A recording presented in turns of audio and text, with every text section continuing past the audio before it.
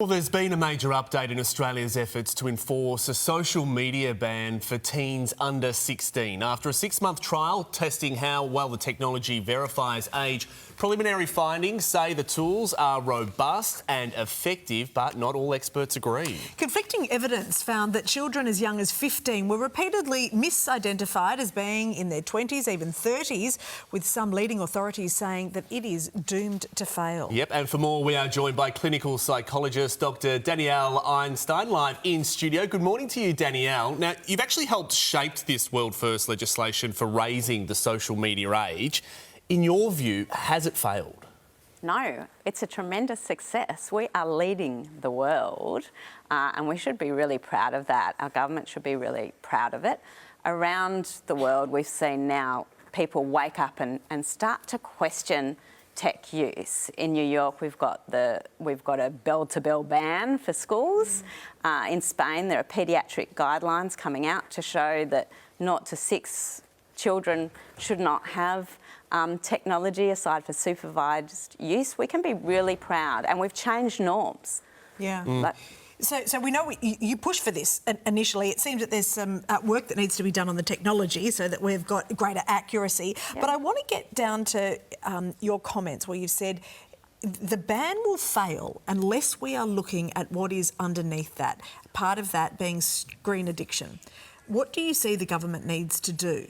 Well, we need a few different things. First of all, we need doctors and psychologists to feel comfortable asking patients when they come in with mental health issues about their tech use. It should just be part of normal conversation. Let's have a look.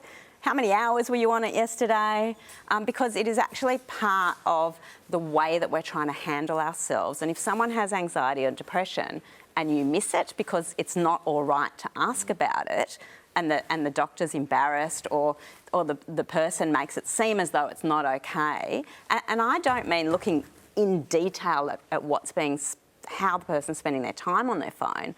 I mean it just should be part of a digital health check, the way we have a suicide screening for depression. And there is one other thing, which is we need a public health campaign. Right. Which exposes the addictive use of technology, because actually no one wants to be exploited. So, but while we're waiting for a public communication campaign, and we know that public communication campaigns only work if there is some sort of face-to-face influence, just screening ads. It's got to be deeper than that. Yeah. What can parents do right now? Well, parents, the most important thing a parent can do is model. Right? So actually we need to be aware as parents of what we do when we walk into the house, when we're sitting at the dinner table. Do I have a phone just near me? And when I have a doubt or I want to have an argument with my husband, do I pick it up and say, hang on, you're wrong? Right. Or have I just automatically got some actions that I have in place that mean I don't do that, so my phone is on the other side of the room or even in another room, so I'm not tempted. So parents can model. They can also think about the age at which they bring devices into their home.